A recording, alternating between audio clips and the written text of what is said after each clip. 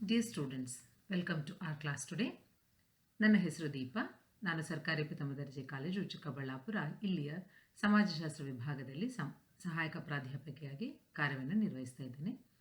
ಇಂದು ನಾವು ಬೆಂಗಳೂರು ಉತ್ತರ ವಿಶ್ವವಿದ್ಯಾಲಯಕ್ಕೆ ಸಂಬಂಧಿಸಿದ ಸಮಾಜಶಾಸ್ತ್ರ ವಿಭಾಗದಲ್ಲಿನ 3ನೇ ಸೆಮಿಸ್ಟರ್ನ ತರಗತಿಗೆ ಪಾಠಗಳನ್ನು ಮಾಡ್ತಾ ಇರುವಂಥದ್ದು.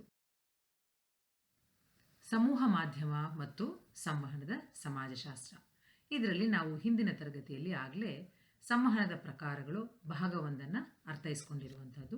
V have already studied types of communication part 1 under sociology of mass media and communication in the previous class.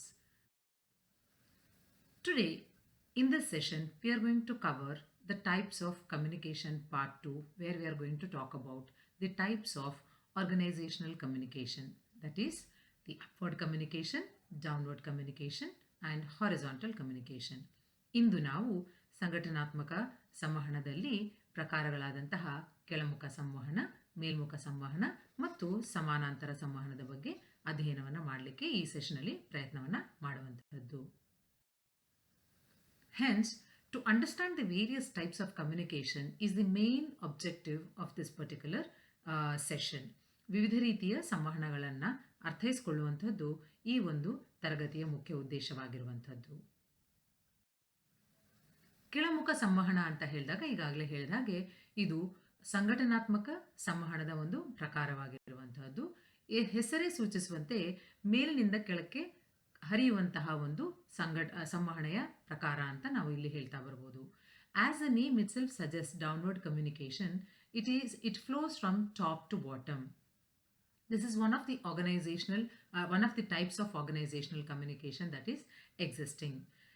Here, the superior officers are going to give orders to the subordinates. That is why it is considered to be the downward communication.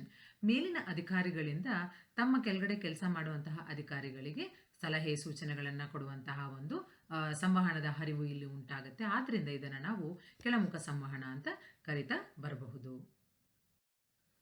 ಹಾಗೆಯೇ ಕೆಳಮುಖ ಸಂವಹನ ಅಂತ ಹೇಳಿದಾಗ ಈಗಾಗಲೇ ಹೇಳಿದ ಹಾಗೆ ಮೇಲಿನಿಂದ ಮೇಲಧಿಕಾರಿಗಳಿಂದ ಕೆಳಗಿನ ಅಧಿಕಾರಿಗಳಿಗೆ ಯಾವ ರೀತಿಯ ಒಂದು ಸಂವಹನ ಹರಿವುಂಟಾಗತ್ತೆ ಅನ್ನೋವಂಥದ್ದು ಬಂದಾಗ ಅಲ್ಲಿ order, instruction, directions, the ಮೆಮೋಸ್, circulars and various other kinds of written documents. All these things have been circulated from superior officers to the subordinate officers. ಇಲ್ಲಿ ಯಾವುದೇ ರೀತಿಯ ನಿರ್ದೇಶನಗಳನ್ನು ನೀಡುವಂತಾಗಿರಬಹುದು, ಜ್ಞಾಪನ ಪತ್ರಗಳನ್ನು ನೀಡುವಂತಾಗಿರಬಹುದು, ಸಲಹೆ ಸೂಚನೆಗಳನ್ನು ನೀಡುವಂತಹದ್ದಾಗಿರಬಹುದು. ಇವೆಲ್ಲವುಗಳು ಲಿಖಿತ ರೂಪದಲ್ಲಿ ಅಥವಾ ಲಿಖಿತ ದಾಖಲೆಗಳಲ್ಲಿರುವಂತಹದ್ದನ್ನು ಮೇಲಧಿಕಾರಿಗಳು ಕೆಳಗಿನ ಅಧಿಕಾರಿಗಳಿಗೆ ಕಳಿಸುವಂಥದ್ದನ್ನು ನಾವು ಇಲ್ಲಿ ನೋಡ್ತಾ ಬರುವಂಥದ್ದು. ಹೆಸರೇ ಸೂಚಿಸುವ ಹಾಗೆ ಮೇಲಧಿಕಾರಿಗಳಿಂದ ಬರುವುದರಿಂದಾಗಿ ಇದು ಔಪಚಾರಿಕವಾಗಿರುವಂತಹ ಒಂದು ಸಂವಹನವಾಗಿರುತ್ತದೆ ಮತ್ತು ಲಿಖಿತ ರೂಪದಲ್ಲಿ ಇರುವಂತಹದ್ದು ಬಹಳ ಪ್ರಮುಖವಾಗಿ ಇಲ್ಲಿ ಕಂಡುಬರುವಂತಹದ್ದು. As the name itself suggests, it's a downward communication. In any organization, it is mainly formal in its nature and it will be in the written format. The second type of organizational communication that we are going to try to cover or study today is the upward communication. ಹೆಸರೇ ಹೇಳೋ ಹಾಗೆ ಎರಡನೆಯ ಪ್ರಕಾರದಲ್ಲಿ ನಾವು ನೋಡುವಂಥದ್ದು ಮೇಲ್ಮುಖ ಸಂವಹನ. ಏನಿದು ಮೇಲ್ಮುಖ ಸಂವಹನ ಅಂತ ಹೇಳಿದ್ರೆ ಇದು ಲಿಖಿತ ರೂಪದಲ್ಲಿಯೂ ಇರಬಹುದು, ಮೌಖಿಕ ರೂಪದಲ್ಲಿಯೂ ಇರಬಹುದು. This type of a communication can either be oral or written format. Usually, the upward communication will be from subordinates to the superior officers. ಕೆಳಗಿನ ಅಧಿಕಾರಿಗಳಿಂದ ಮೇಲಧಿಕಾರಿಗಳಿಗೆ ಹೋಗುವಂತಹ ಒಂದು ಸಂವಹನ ಪ್ರಕ್ರಿಯೆ ಇದಾಗಿರುವಂತಹದ್ದು. ಇಲ್ಲಿ ಹೆಚ್ಚಾಗಿ ದೂರುಗಳನ್ನು ನೀಡುವಂತಾಗಿರಬಹುದು ಅಥವಾ ಯಾವುದೇ ರೀತಿಯಾದಂತಹ ಸಲಹೆಗಳು, ಒಂದು ವರ್ಕ್ ಎನ್ವೈರನ್ಮೆಂಟ್ ಕುರಿತಾಗಿ ಇರುವಂತಹದ್ದು, ಮತ್ತೆ ಏನಾದರೂ ವಿನಂತಿಗಳನ್ನು ಮಾಡುವಂಥದ್ದು, ಪ್ರತಿಕ್ರಿಯೆಗಳನ್ನು ನೀಡುವಂತಹದ್ದು, ಯಾವುದಾದ್ರೂ ರೀತಿಯಾದಂತಹ ಮೆಮೊಗಳನ್ನು ನೀಡಿದಾಗ ಆ ಒಂದು ಮೆಮೊಗಳಿಗೆ ಉತ್ತರಗಳನ್ನು ನೀಡುವಂತಾಗಿರಬಹುದು. ಇವೆಲ್ಲವೂ ಈ ಒಂದು ಮೇಲ್ಮುಖ ಸಂವಹನದ ಅಡಿಯಲ್ಲಿ ಬರುತ್ತೆ ಅಂತ ನಾವು ಇಲ್ಲಿ ಅರ್ಥ ಮಾಡ್ಕೊಳ್ಳೋದಕ್ಕೆ ಪ್ರಯತ್ನ ಮಾಡಬಹುದು. Upward communication, as we know already very well, that it usually flows from down to upward. The name itself suggests that it goes towards the superior officers. So in this type of a communication, basically there could be complaints, there could be suggestions regarding work environment or the pay related issues, etc. Any request response that is given for the letters or memos that have been given by the higher officers. All these comes under this category of upward communication. Upward communication is completely opposite to downward communication. ಈ ಮೇಲ್ಮುಖ ಸಂವಹನ ಅನ್ನುವಂಥದ್ದು ಕೆಳಮುಖ ಸಂವಹನಕ್ಕೆ ತದ್ವಿರುದ್ಧವಾದಂಥದ್ದು. ಅಲ್ಲಿ ಮೇಲಿನಿಂದ ಕೆಳಗೆ ಅಧಿಕಾರಿಗಳು, ಮೇಲಿನ ಅಧಿಕಾರಿಗಳು ಕೆಳಗಿನ ಅಧಿಕಾರಿಗಳಿಗೆ ಅಥವಾ ಕೆಲಸ ಮಾಡುವಂಥವ್ರಿಗೆ ಆರ್ಡರ್ಗಳನ್ನು ಪಾಸ್ ಮಾಡುವಂಥದ್ದಾಗಿರ್ಬೋದು, ಸಲಹೆ ಸೂಚನೆಗಳನ್ನು ನೀಡುವಂತಹದ್ದಾಗಿರ್ಬೋದು, ಈ ಥರ ಮಾಡ್ತಾ ಬರ್ತಾರೆ. ಅಪ್ವರ್ಡ್ ಕಮ್ಯುನಿಕೇಷನಲ್ಲಿ ಅಂದರೆ ಮೇಲ್ಮುಖ ಸಂವಹನದಲ್ಲಿ ಕೆಳಗಿನಿಂದ ಸಬಾರ್ಡಿನೇಟ್ಸು ಸುಪೀರಿಯರ್ಸ್ಗೆ ರಿಕ್ವೆಸ್ಟ್ ಮಾಡುವಂಥದ್ದಾಗಿರ್ಬೋದು, ಮೆಮೊಗಳಿಗೆ ಉತ್ತರಗಳನ್ನು ನೀಡುವಂಥದ್ದಾಗಿರಬಹುದು, ಈ ರೀತಿಯಾದಂತಹ ಚಟುವಟಿಕೆಗಳಿಗೆ ಈ ಸಂವಹನ ಸಹಾಯಕಾರಿಯಾಗಿರುತ್ತೆ ಎನ್ನುವಂಥದ್ದನ್ನು ನಾವು ಹೇಳ್ತಾ ಬರಬಹುದು. ಹಾಗಾಗಿ ಇದನ್ನು ನಾವು ಮೇಲ್ಮುಖ ಸಂವಹನ ಅಂತ ಕರೆಯುವಂಥದ್ದು. ಮೂರನೇ ಪ್ರಕಾರವನ್ನು ನಾವು ನೋಡೋದೇ ಆದರೆ ಇಲ್ಲಿ ನಾವು ಹೇಳುವಂಥದ್ದು ಸಮಾನಾಂತರ ಸಂವಹನ. The third category under organizational communication falls horizontal communication. What do you mean by horizontal communication? It is also called as lateral communication or sideways communication. ಇದನ್ನು ನಾವು lateral ಸಂವಹನ ಅಂತ ಸಹ ಕರೀತಾ ಬರ್ತೇವೆ.